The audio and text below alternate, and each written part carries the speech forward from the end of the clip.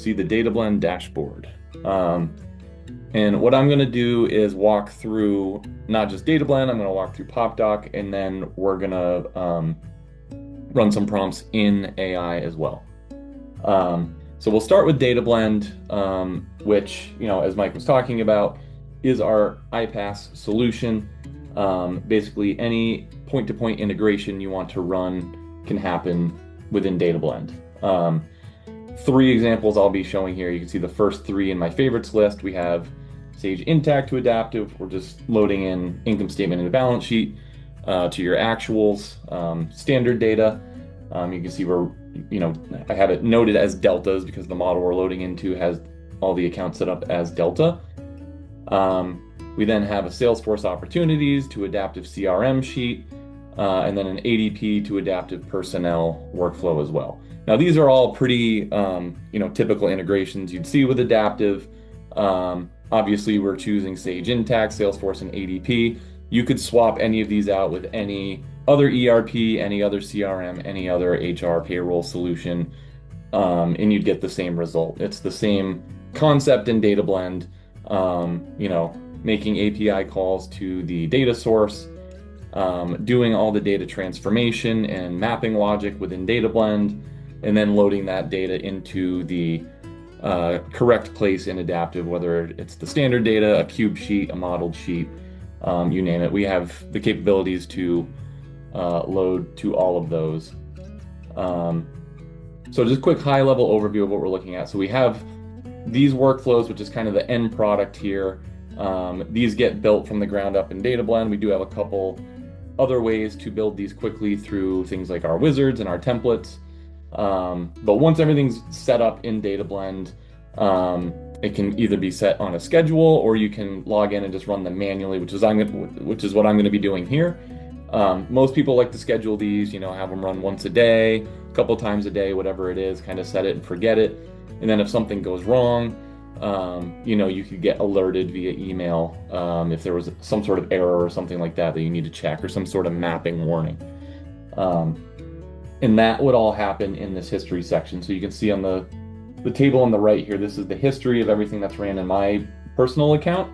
So you see I did get a couple errors here. If I had set up alerts on these workflows, I would have been notified that I got a data sync execution error on this specific workflow. And then I would know to log in and then drill into what actually happened and work to resolve that. If we just scroll down below, you can see the schedule for everything that I have set up. So if you have something set up, it'll tell you, when the next time it is going to be run at. We have some that are set to every minute, every hour, every day. That's kind of overkill, but it is possible. 15 minutes past the hour, certain times of day, certain days of week, all possible to set up in here. And then you have credentials. So this just gives you an idea of some of the applications we can connect to. We have Intacct, QuickBooks, databases. So anything that lives in a database or is an on-premise solution we can connect to. Acumatica, Workday Adaptive, obviously, ADP. And then another big one is SFTP, where, if there is no API or there is no connector built in DataBlend, we can always accept a flat file and integrate that way. So what I'm going to do here, I'm just going to run each of these workflows. And since I've added these as favorites, we get a little run action right on our dashboard. I'm just going to click run. And then I get prompted with this particular workflow with a set of parameters. So I'm running this for start of this calendar year through end of last month. And then I'm filtering out for P&L accounts only. And I could change this if I did want to pull balance sheet or anything in between. I could change this filter. I could also change my date range. Now these are what we call relative dates in DataBlend. So based on today's date, it's going to pull the proper date range based on what you choose here. So if I wanted to do end of 2 months ago or something like that instead of end of last month, I could do that. We do have the ability to hard code dates as well as a different parameter type, but this one I just set up this way. So I'm just going to hit run and let that one go. and you can see you get real-time updates as to what's happening as it's going. And then we'll just jump down to the CRM sheet. Now this one, I don't have any parameter set up for this one. So when I click run, it's just basically going to pull all Salesforce opportunities and load them into the adaptive CRM sheet, which I can do. These can run simultaneously. It's no problem. I don't need to wait for the first one to finish for the second one to go. They're making different API calls. They're using different objects within DataBlend. So those can go at the same time, no problem. And then same with the adaptive personnel. If I click run here, I have relative dates set up on this one as well. Same as the actuals, except I'm pulling start of last year through end of this month. This can all be customized if you want to use different parameters, if you want to pull, by employee names or something like that. Fully capable of doing that in DataBlend. So I'll just run this one as well. And again, this, once everything's set up, this can kind of just run in the background. And so really what you're doing is logging into Adaptive every day and just checking that your data is there and everything's up to date, and everything's loaded in. So you can see we have some refresh data here. We have a strange number here that we'll dig into in a little bit. And then, here's our CRM sheet, and here's our personnel sheet. So everything should have been updated with the workflows I just ran.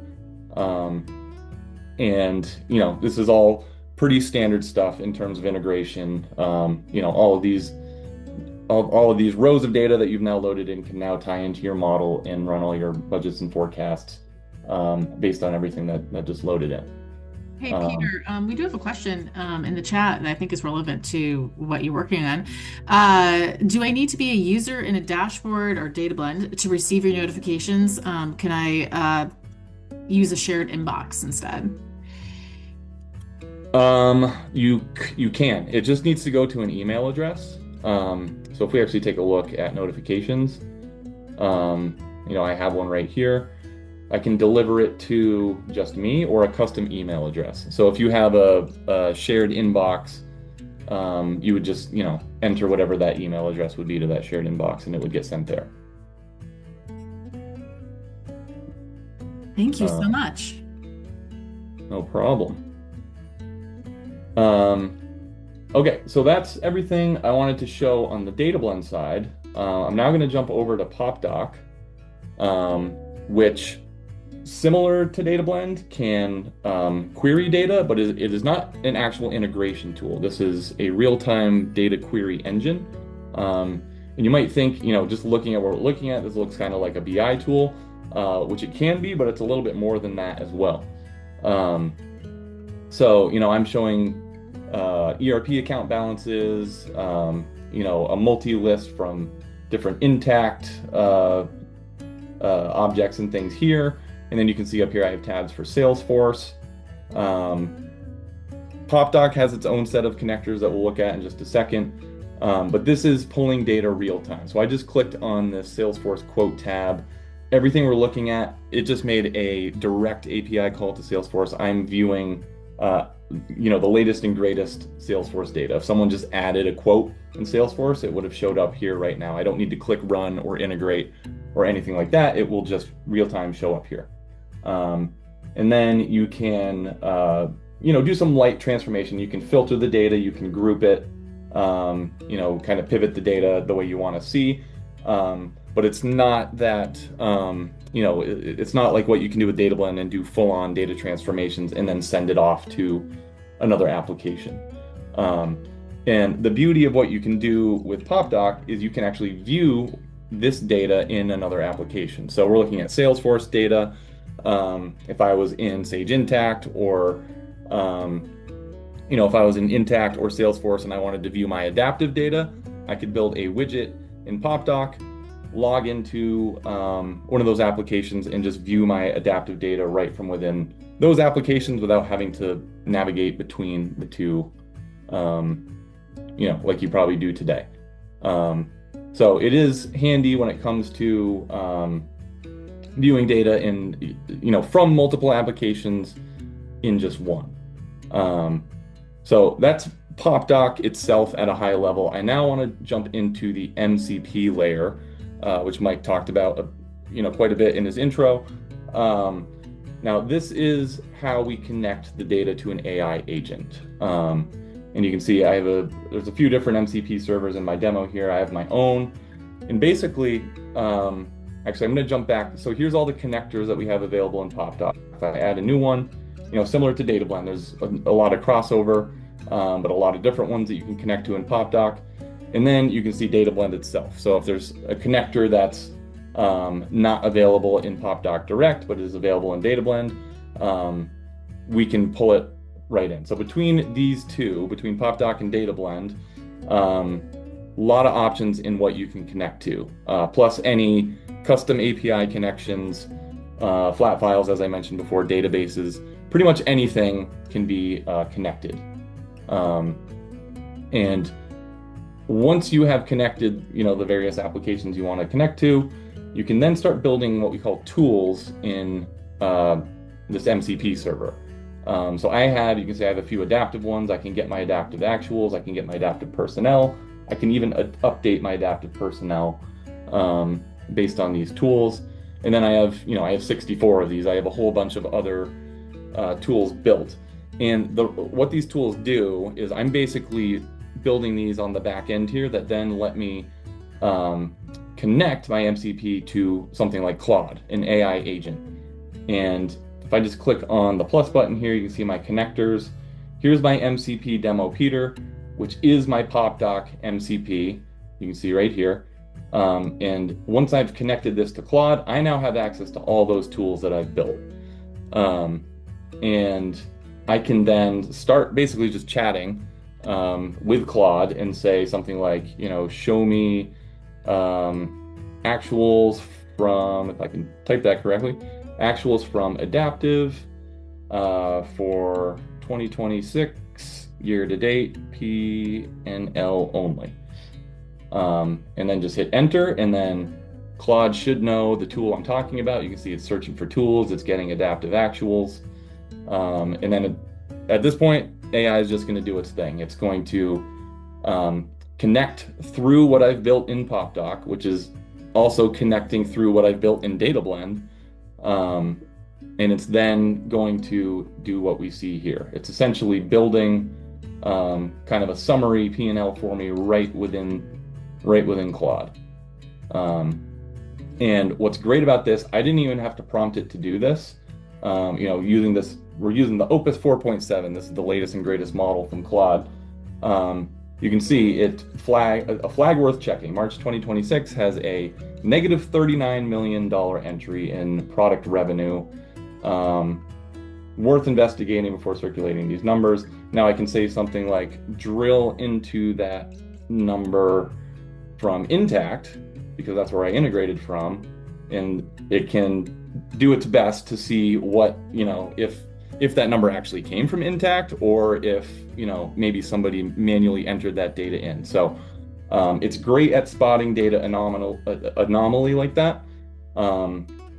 Plus really analyzing the data for you. If I wanted to, next say, build this P&L and then analyze it and give me notes, a summary of everything, year to date so far. It can do that and then, spit it out to a PDF.